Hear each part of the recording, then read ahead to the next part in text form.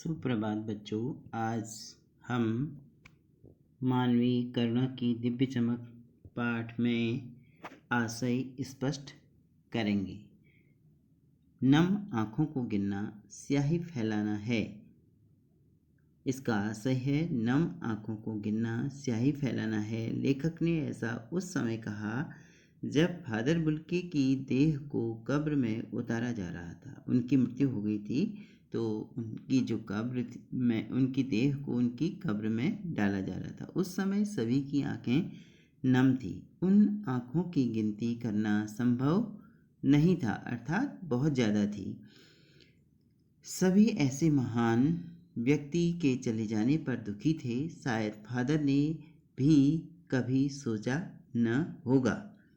दूसरा है, फादर को याद करना उस शांत संगीत को सुनने जैसा है। आशय है, फादर बुल्के आज हमारे बीच नहीं रहे। उनकी मृत्यु हो गई है। उनको याद कर सबके मन उदासी से भर जाते हैं। फिर भी उनकी स्मृतियाँ, उनके आशीर्वाद तथा वचन शांत संगीत की तरह सबके मन को शांति पहुँचाते हैं। उनकी वे सब बातें संगीत की तरह गूंजती रहती हैं।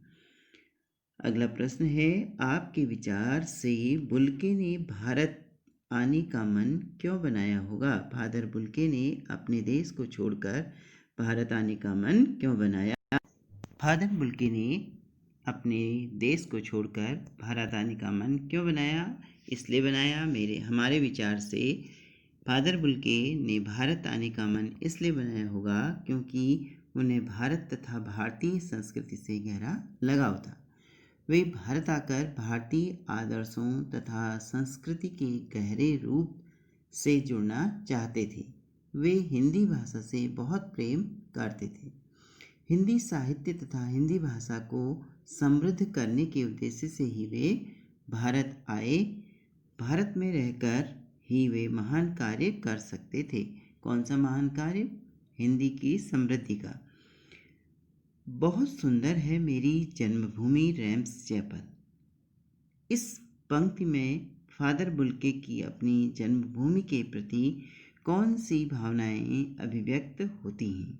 आप अपनी जन्मभूमि के बारे में क्या सोचते हैं? उन्होंने जो कहा था वो क्या अभिव्यक्त कर रहे हैं, उनकी भावनाएं बतानी हैं। और आप क्या सोचते हैं? आप उनके बारे में क्या सोचते हैं? अपनी जन्मभूमि के बारे में क्या सोचते हैं, ये आपको लिखना है। बहुत सुंदर है मेरी जन्मभूमि रैम्सचैपल। इस पंक्ति से फादर बुल्के की अपनी जन्मभूमि के प्रति सच्चे देश प्रेम की भावना व्यक्त होती है। मनुष्य कहीं भी रहे, अपनी जन्मभूमि से लगाव स्वाभाविक है। मैं अपनी जन्मभूमि को श्रेष्ठ समझता हूँ। मैं तन मन धन से इसकी रक्षा करूँगा तथा कोई ऐसा काम नहीं करूँगा जिससे इस पर कलंक लगे। मैं अपने कार्यों से इसकी शान बढ़ाऊँगा। निम्नलिखित वाक्यों में समुच्चय बोधक छांटकर अलग लिखिए। पहला क है, तब भी जब वह इलाहाबाद में थे और तब भी जब वह दिल्ली में आते थे। इसमें कौन से समुच्चय बोधक शब्द का प्रयोग किया है उसे आप लिखेंगे। माँ ने बचपन में ही घोषित कर दिया था कि लड़का हाथ से गया। समुच्चय बोधक शब्दों को छांटकर लिखना है। वे रिश्ता बनाते थे तो तोड़ते नहीं थे। और लास्ट है, पिता और भाइयों के लिए बहुत लगाव में नहीं था, लेकिन वो स्मृति में अक्सर डूब जाते थे। इन सभी के आंसर आप लिखेंगे। धन्यवाद।